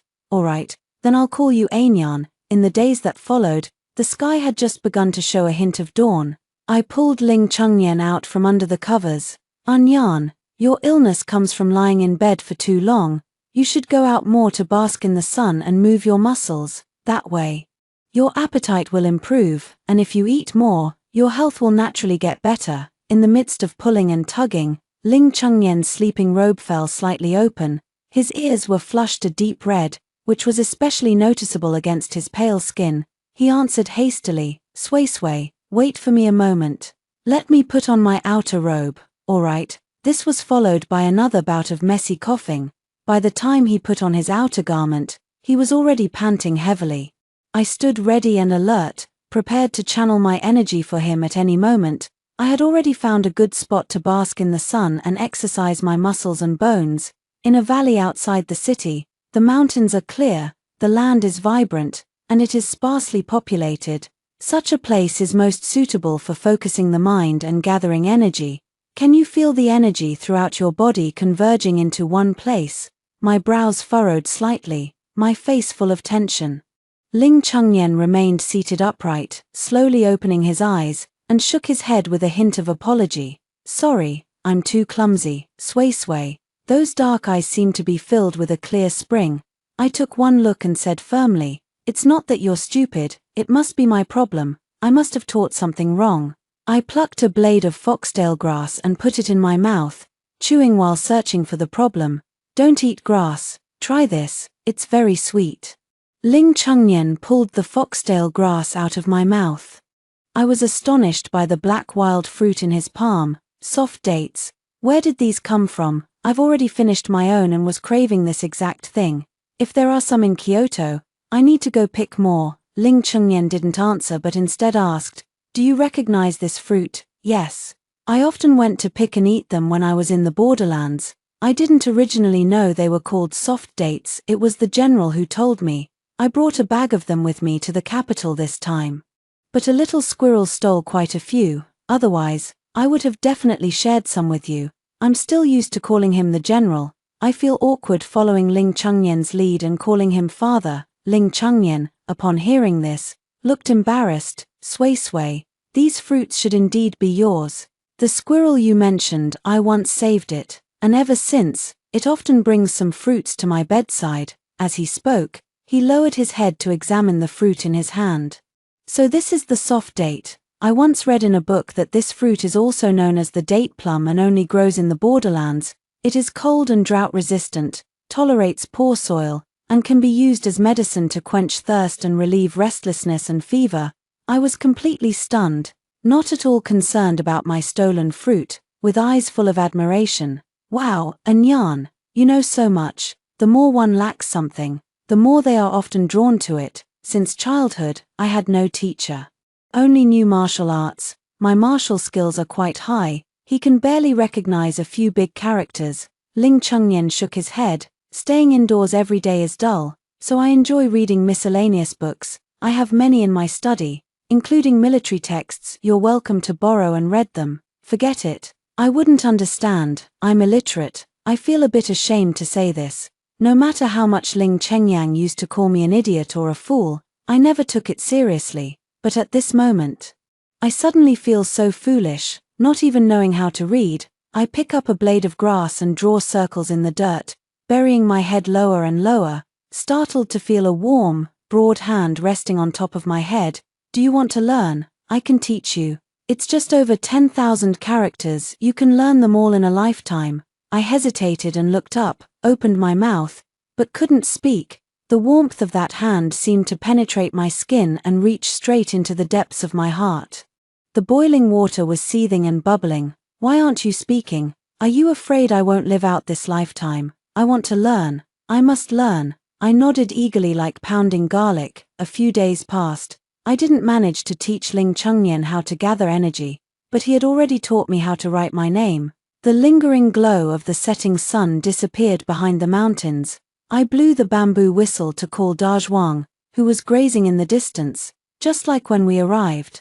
I tied the reins. I pulled Ling Chengyan onto the horse's back, though he was weak and his body leaned slightly, but even sitting behind me, he was still a head taller than me. Returning to the mansion gate, I happened to meet Ling Chengyang, who was just coming back from outside. Seeing me and Ling Chengyan riding together on the same horse, he was taken aback for a moment, then he blocked us at the mansion gate, his face indescribably gloomy. Shameless, he spat the words through gritted teeth.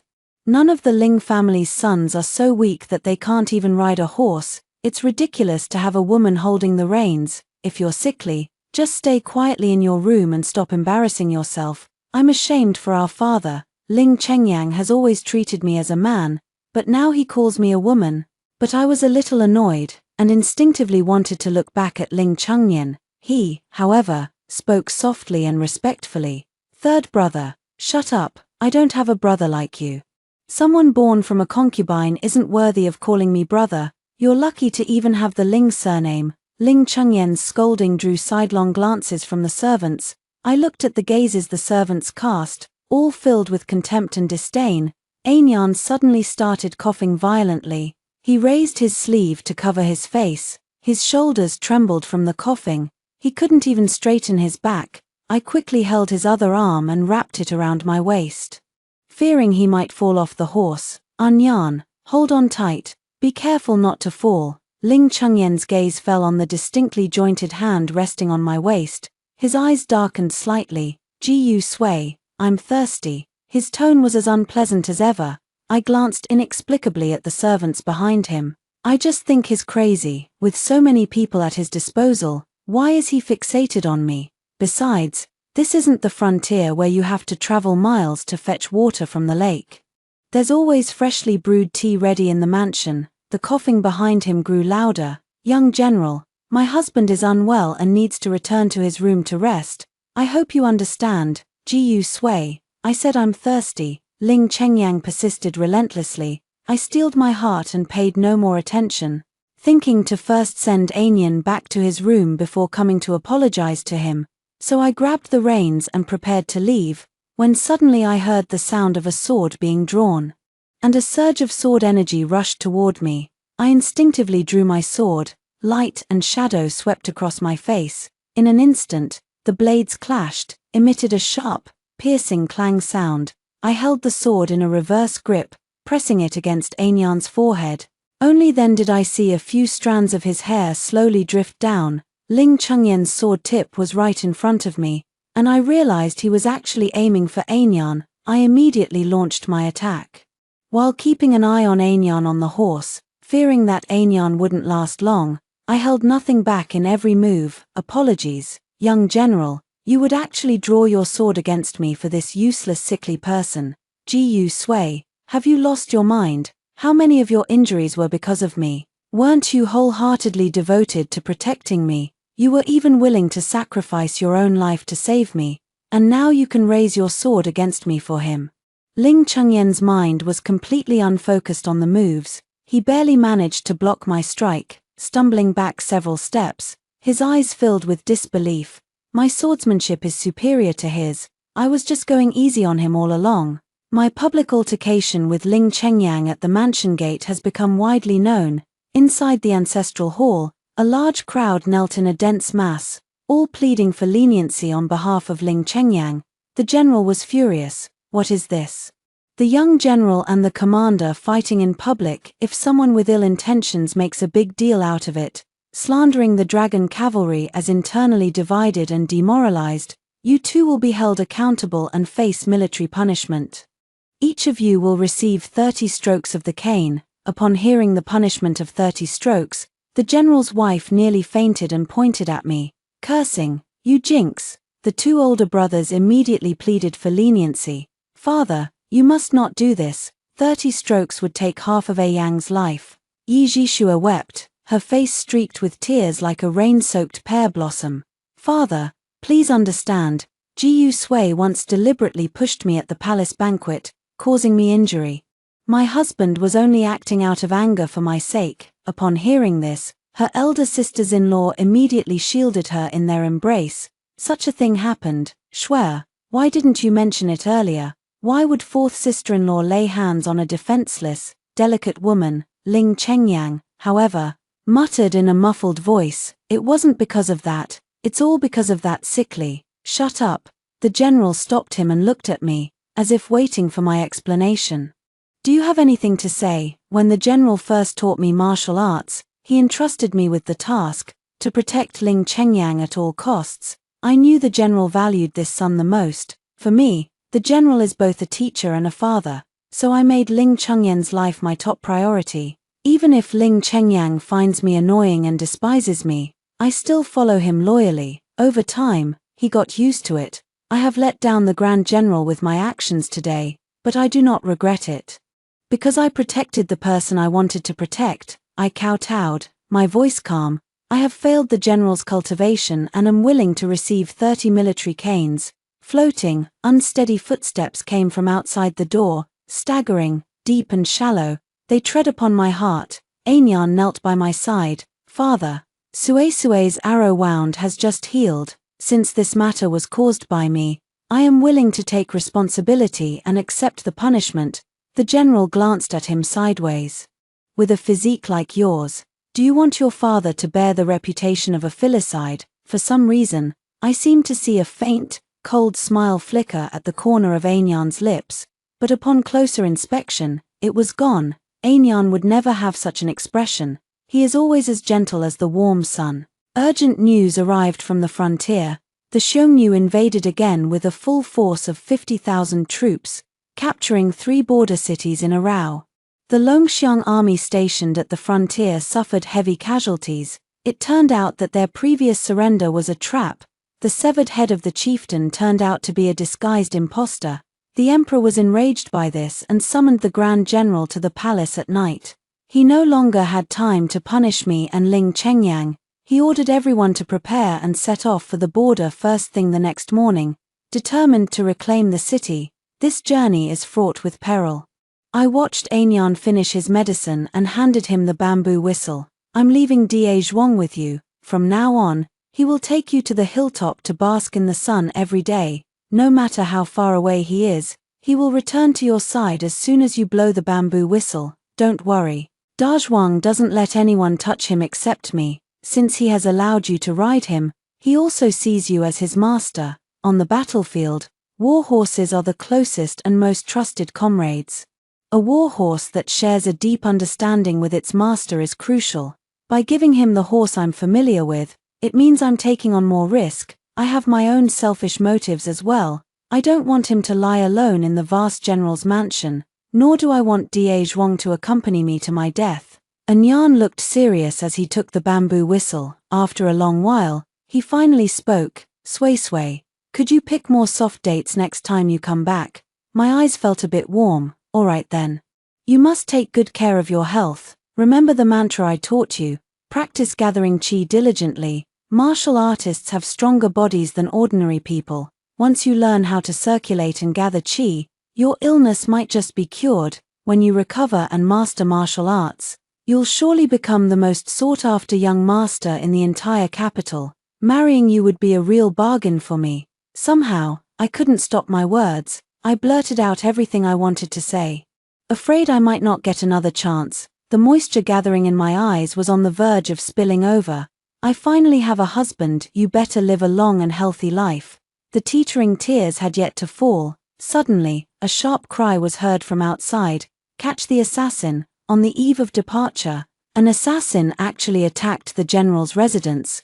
Could it be that the Xiongnu have infiltrated the capital? Thinking of this, I gave Anyan a comforting look and blew out the candles in the room, quickly flew towards the general's residence. The main courtyard was already in a fierce fight.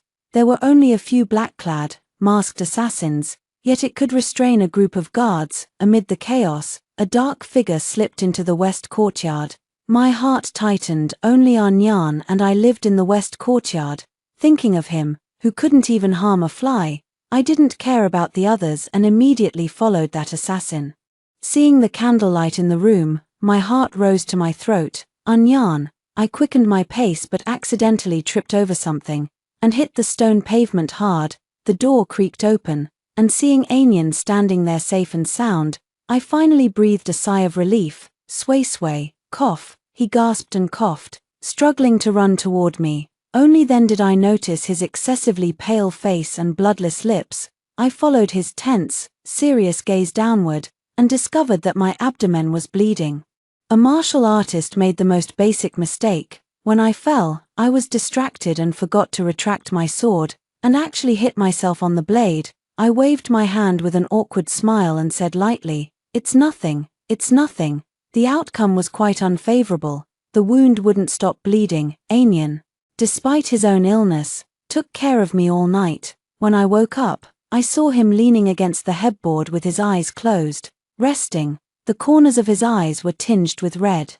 The old wounds had just healed, and new injuries were added. I was once again detained in the mansion. Before the general departed, he solemnly entrusted the defense of the general's residence to me. Not a single assassin was captured. Even though he was worried, he had no choice but to ride away. After comforting the tearful Yi Zhixue, Ling Chengyang glanced back at the bandage wrapped around my abdomen.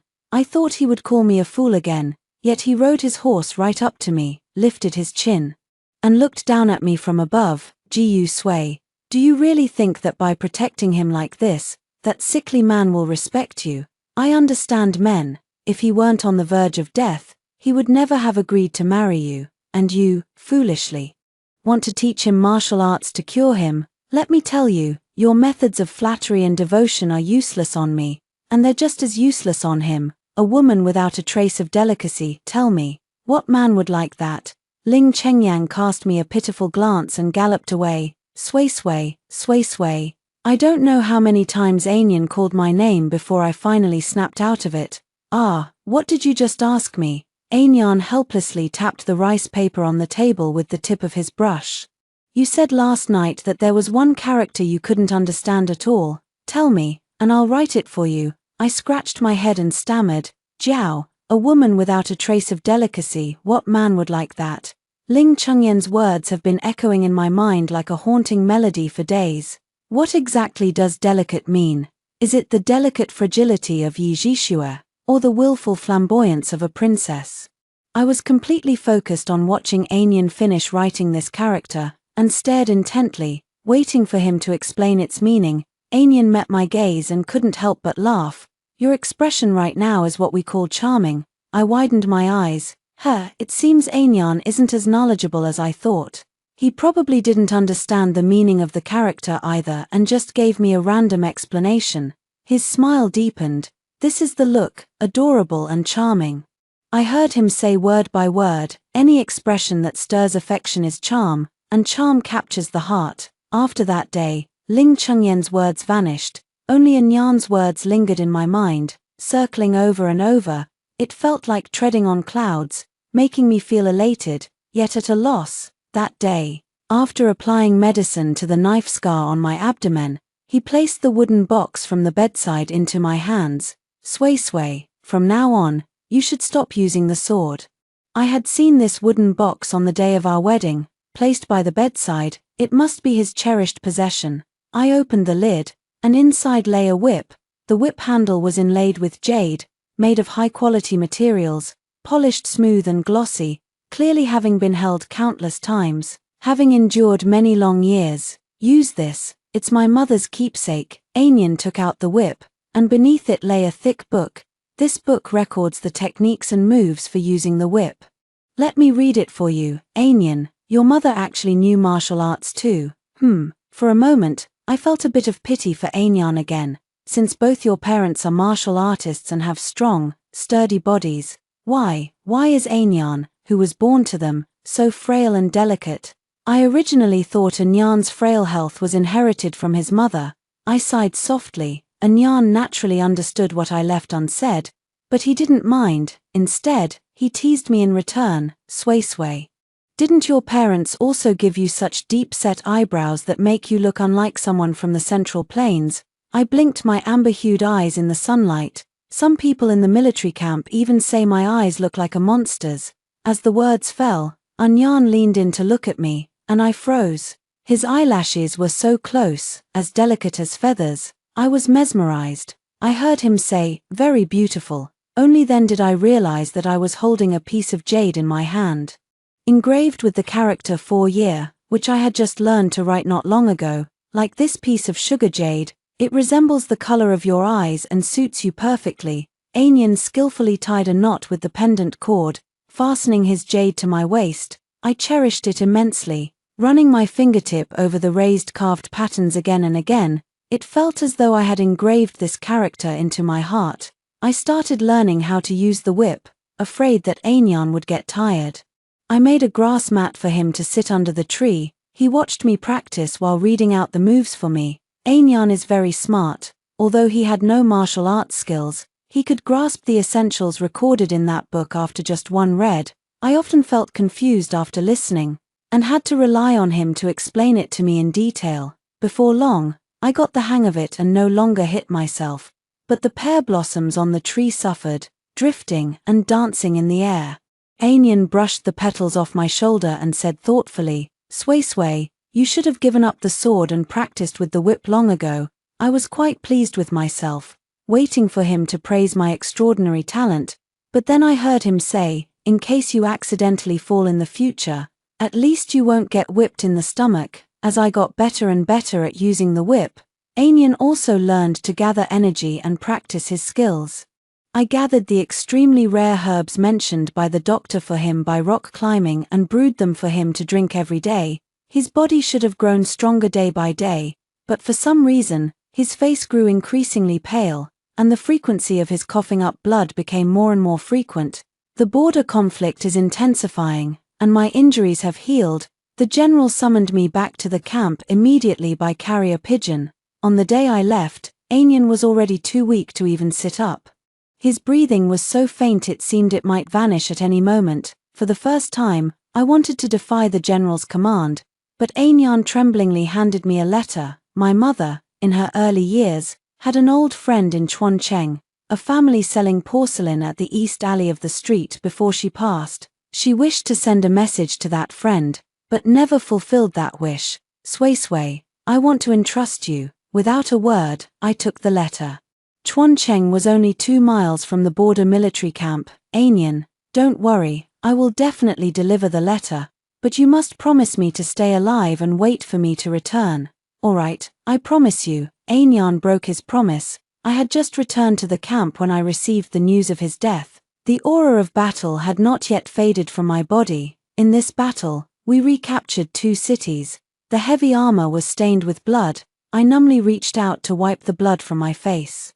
But no matter how much I wiped, it wouldn't come clean. It only seemed to spread, until I realized it was tears mixing with the blood, smearing all over my face. But I didn't have time to rush back to attend Anyan's funeral before I was thrown into the dungeon. The soldiers who barely made it back alive reported. The Xiongnu had set an ambush in the last city. Ling Chengyan's 2 older brothers were captured, and the Xiongnu's morale soared. The ambush this time was due to a traitor in our army. I saw the general tightly clutching a familiar envelope, coldly questioning me. So it was you who rushed to Chuancheng to deliver the secret message for the Xiongnu.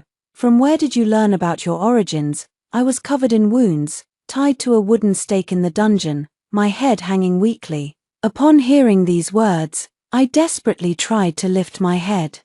Great General, what do you mean by that? The great general no longer had the kind and amiable expression he once did. His eyes held only anger and hatred as he looked at me. Now that things have come to this, you still pretend to be ignorant. I went to great lengths to raise you, only to be outmaneuvered by you in the end. If I had known it would come to this, I should have stabbed you to death when you were still in swaddling clothes. When did you first learn that you were of Xiongnu descent, and when did you start colluding with them? The general's eyes were wide with fury, his grip on my neck so tight it felt as though he might crush it, and he roared, "Speak." My head spun, and I couldn't utter a single word. Father, it seems she is unaware. There must be someone else behind this. Ling Chengyang said thoughtfully. Slender, Xiongnu, secret report. These words tangled together like a rope, swirling in his thoughts. In the end, only the name Anyan remained. Anyan has a good temper. He patiently answers whatever I ask. If he were still here, he would surely help me untangle this mess. I repeatedly passed out from the torture, only to wake up again. But he still refused to tell me who had asked him to deliver the letter. I don't know how many days passed, nor whether it was day or night outside. In my days, I seemed to see Anyan's figure approaching me. Anyan, rest in peace, I've delivered the letter for you. Seeing me in this half-dead state, Ling Chengyang slowly approached. So it was him, I said. With your foolish mind, how could you possibly have connections with the Xiongnu? It seems he only agreed to marry you to use you, knowing you were illiterate and thus felt safe in trusting you with delivering the secret message. His actions must be driven by resentment toward father for neglecting him all these years, and for his own selfish desires. He has put you in mortal danger. What kind of spell has he cast on you to make you so obedient? Unfortunately, now that the sickly one is dead, you are the only one suffering. Ling Chengyan's eyes revealed a faint sense of unwillingness. I laughed faintly in my fading consciousness. If you want to use me once, then so be it. It doesn't matter. It's just a little suffering. Anyan taught me so many characters and even gave me a whip and a jade pendant. He treated me better than the general. Yet I still carelessly misspoke and gave him away. I'm sorry, Anyan. I'm really too foolish. The Xiongnu, with their morale greatly boosted, attacked once again. The horns blared, and the battle flags fluttered loudly in the wind. I was suspended outside the city wall, teetering on the edge. Blood had long soaked my prisoner's clothes, and I was barely clinging to life. The general, whom I had always regarded as a father, now had bloodshot eyes and was on the verge of madness. The princess of your Khan is here. Which of you Xiongnu dare to invade? Faced with this unfamiliar title, I felt somewhat apprehensive. From the conversations of the soldiers guarding me, I roughly learned about my origins. My mother was the Qiong Kingdom's Empress Ashina. The Qiong Kingdom is what the Central Plains people often refer to as the Xiongnu tribe. Shortly after my birth, I was stolen by a deputy general of the Longxiang army who had infiltrated the tribe after losing her child. She passed away not long after, and the Khan, who deeply loved her, never remarried, vowing to find the lost pearl. The general has always kept me, this pawn, in the army, waiting for the day when I could realize my greatest value. I remember the general's kindness and regard him as a father. When I was young, he asked me to stay by Ling Chengyan's side, and I followed him like a persistent shadow. I would even risk my life to repay him. Ling Chengyang thought I was following his orders. But in reality, I was following the general's commands. Whoever treats me well, I will listen to them. Because, from childhood to adulthood, there haven't been many people who treated me well. You can count them on 2 fingers. Upon learning this, the Xiongnu general withdrew his troops 3 li. Both sides sent envoys to enter negotiations. The wind howled fiercely, and a storm was brewing. Suspended, I swayed and swung in the wind, repeatedly crashing against the rough, weathered stone bricks of the city wall. Dark clouds loomed over the city. A black horse charged swiftly from the distant bushes. The rider on the horse wore a cloak, held a curved bow, and his face was hidden beneath the hood. The arrow shot through the air with immense force, easily severing the rope that held me. Freed from my restraints, my body plummeted straight down. The soldiers on the city wall were caught off guard, firing a volley of arrows one after another toward that person. The black horse charged forward with unstoppable momentum, completely unafraid of the arrows coming from all directions. Amid the swirling dust and flying smoke, I landed steadily on the horse's back. The rider on the horse pulled me into his embrace, and I was wrapped together in his large cloak. The familiar back of the horse, and the person behind me, whose stature towered over mine. It feels like I've returned to the days when I went out to bask in the sun with Anian. The difference is, I'm not the one holding the reins this time. The frail and weak body is now mine. Yet the person behind me possesses immense inner strength. A continuous stream of heat came from behind. I could no longer hold up my heavy eyelids and passed out. For a moment, I thought the scene just now was a dream I had before dying. After all, there couldn't possibly be someone in this world who would risk their life to save me, until I slowly woke up and found myself lying on a soft bed. The room was filled with vibrant and rich colors, adorned with various animal pelts. Several people dressed in Xiongnu attire were gathered around my bedside, chattering in a language I couldn't understand. My heart tightened, and I instinctively reached for the whip tied at my waist, only to find it missing. All I felt was the smooth, warm jade. I was held tightly in the arms of an elderly man. His voice trembled. "My Tanner, you're finally awake." He struggled to speak to me with a Central Plains accent. His words slurred, but he tried hard to make me understand. Strange, his voice sounded like he was only in his 40s, yet his hair had already turned mostly white. Looking into his similarly amber eyes, I suddenly understood something. "Are you my father?" The man, who appeared noble and dignified, nodded eagerly. Yes, Tanner, I am your father." After saying this, his eyes were already red and moist. "Tanner, so this is my name. Thank you for saving me. May I meet the person who rescued me?" Facing my father for the first time, I felt a bit nervous, and politely asked the question that mattered most to me at the moment, hearing my respectful tone tinged with a hint of pleading. The Khan's face was full of concern as he quickly gave an order to those around him. Before long, a tall figure strode in through the doorway. When I got a clear look at his face, I couldn't hide my disappointment. He knelt with his right palm pressed against his left chest. With a powerful voice, he declared, "Hail to the Khan, hail to the princess," as if to accommodate me. He struggled to speak in clumsy Central Plains dialect. It truly was a dream. The warmth behind me in the dream was too intense, and the familiar, faint scent of medicinal herbs wafting from the cloak was something only he, who had been drinking medicine for years, would carry. Seeing my disappointed expression, the Khan quickly said, "What kind of man does Tanner like? Just say the word, and your father Khan will send them all to you. Kiba is the bravest warrior by my side. I bestow him upon you as a male consort, and he can also protect you." The man kneeling on the ground blushed, his dark face flushing with color. "This subordinate will serve Princess Tanner well." Countless tonics and supplements flowed into my tent like a stream. After a long period of recovery and care, I was finally able to get out of bed and move around. though my legs would still suddenly cramp and lose strength. I had lost count of how many times I had fallen. Heber quickly supported my shoulders with his quick reflexes, letting me lean against his chest. "Princess, let me help you walk." Heber had a burly figure, but he often blushed and lowered his head when speaking to me. I learned from him that the Cheong Kingdom admires wheat-colored skin, and a woman with a heroic appearance like mine is especially popular. Many warriors under the Khan wanted to compete to become the princess's male favorite, but only he was chosen.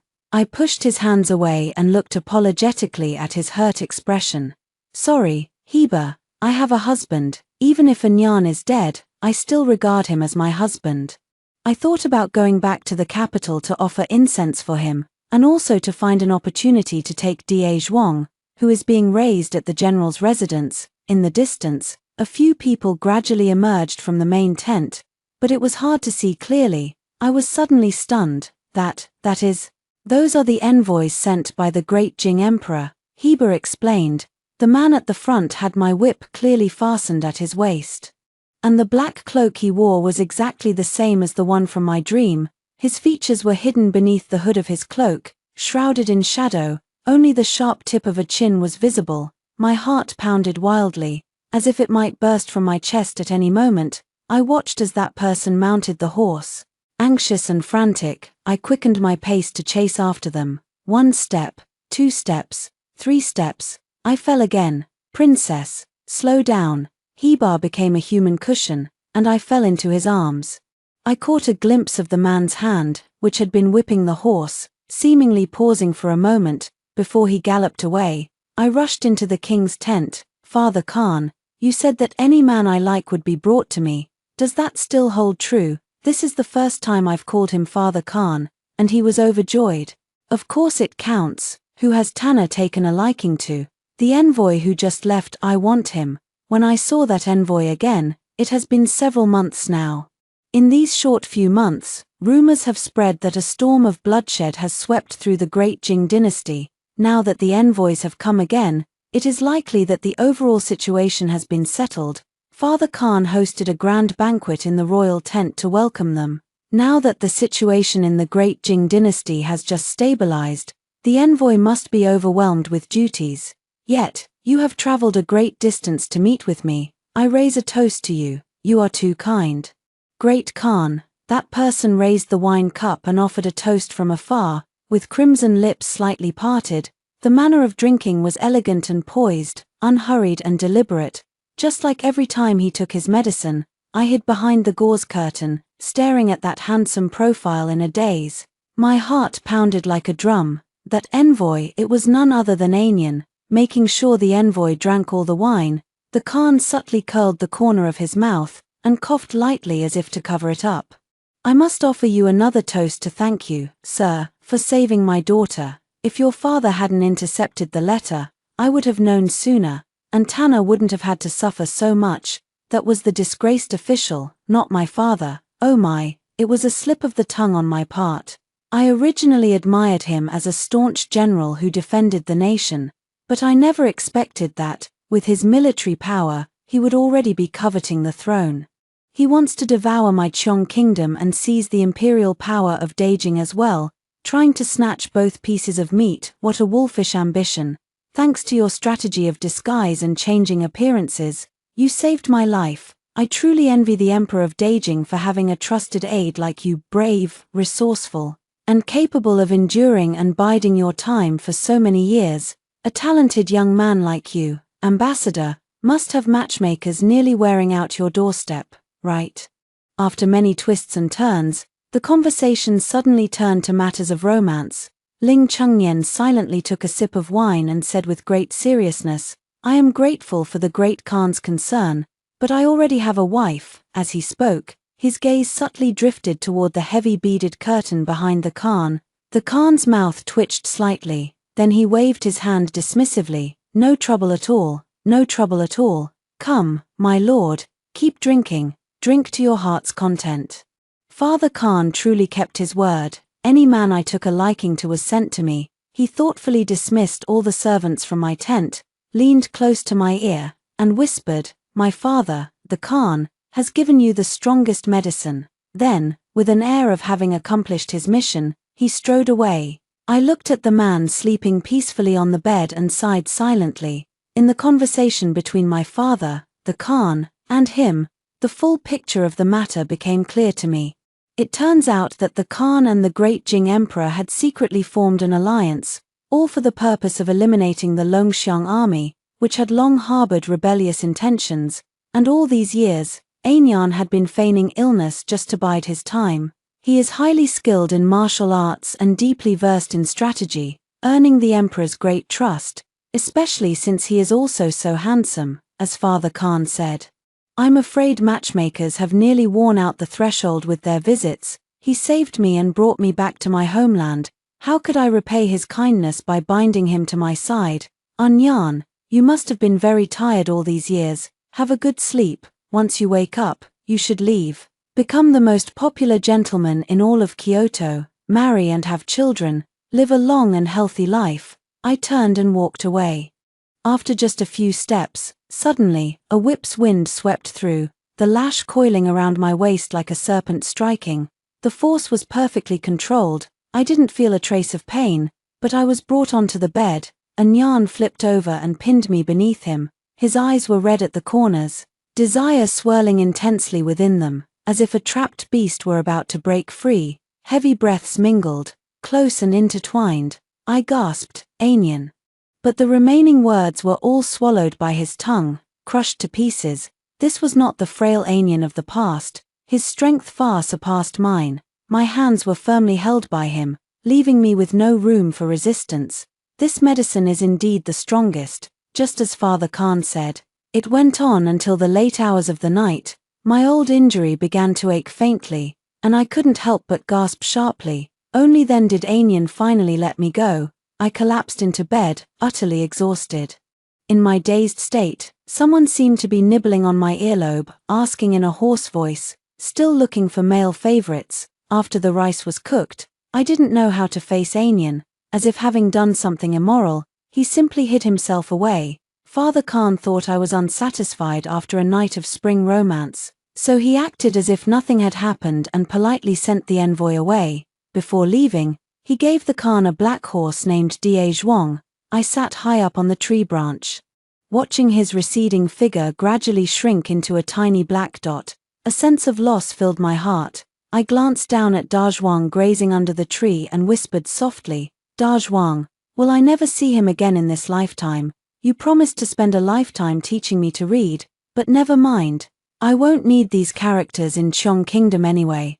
I took out a soft date and put it in my mouth. It wasn't sweet, not at all sweet, so bitter it was hard to swallow. It was so bitter that tears welled up in my eyes. I secretly packed a bag for Aignan, not knowing when he would find it. 3 days later, the envoy visited again. It only takes 3 days to travel back and forth between Beijing and Qiong country. What is so urgent? The Khan was dumbfounded.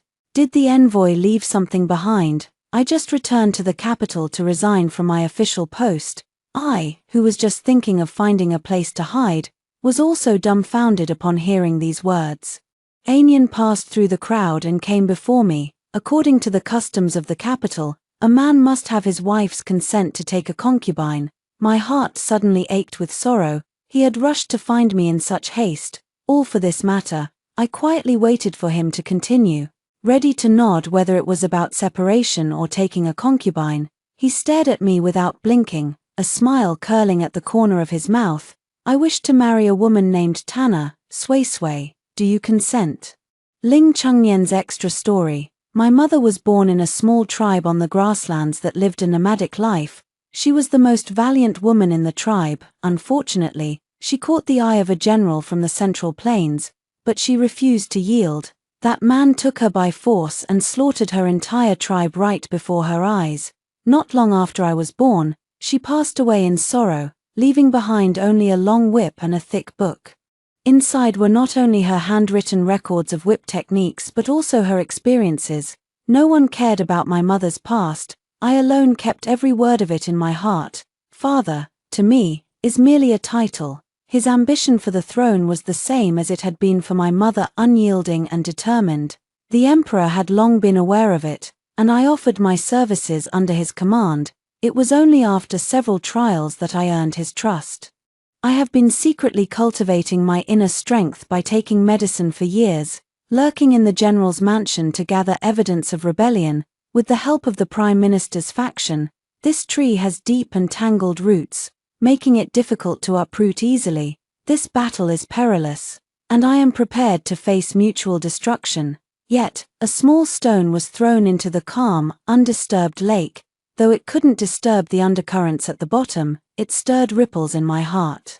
She took delight in bringing me out to bask in the sun every day, teaching me to gather and channel my energy, and in order to pick a rare medicinal herb for me, she searched the mountain cliffs all night. When I came back, my clothes were soaked through with dew. When I taught her how to write, she always listened with rapt attention, her eyes just like the little squirrel I had saved, sparkling and shining brightly. She said people in the military camp told her that her eyes looked like those of a monster. I said they didn't, but deep down, I somewhat agreed. Those amber eyes seemed capable of capturing one's soul. Staring at them for too long made my heart race uncontrollably. While investigating evidence of the rebellion, I also learned about her background. I have gathered almost all the evidence. Logically, I should have died on the night the assassins attacked the general's residence. Those assassins were arranged by me. It was a golden cicada shedding its shell. I still have more important matters to attend to, but seeing her get hurt in a daze while trying to save me, I hesitated again. Then I'll just remain a sickly person for a while longer. I gave her both the whip and the jade pendant. We live an ordinary life like a typical couple. Such days once made me lose myself, forgetting my true purpose. Before I die from illness, I want to settle her properly. Her simple and loyal nature makes her too easy to be taken advantage of, especially my hypocritical father. She remained utterly loyal without a doubt. I wrote a letter to the Khan and instructed her to deliver it personally. If all goes as expected, the Khan will surely exchange 3 cities for his daughter's return. However, the matter of delivering the letter was discovered by my father, who then sought to uncover the spy hidden within the general's residence. What does it matter if I'm found out? Everyone thinks I'm dead, yet I defied the emperor's orders, took the risk, and stubbornly went to save her, even though I knew my shrewd father would negotiate with the Chong kingdom to release her. But I absolutely cannot allow even the slightest chance of another mishap. The moment I held her in my arms, my heart finally settled. After sending her back to Chong country, I threw myself into this game of power and strategy day and night. At first, I was determined to face death, but now, I no longer want to. I promised her I would live a long life. When everything is settled, I just want to go out in the sun with her every day. Just like at this very moment, we lay on the vast, boundless lawn, bathed in the warm and gentle sunlight.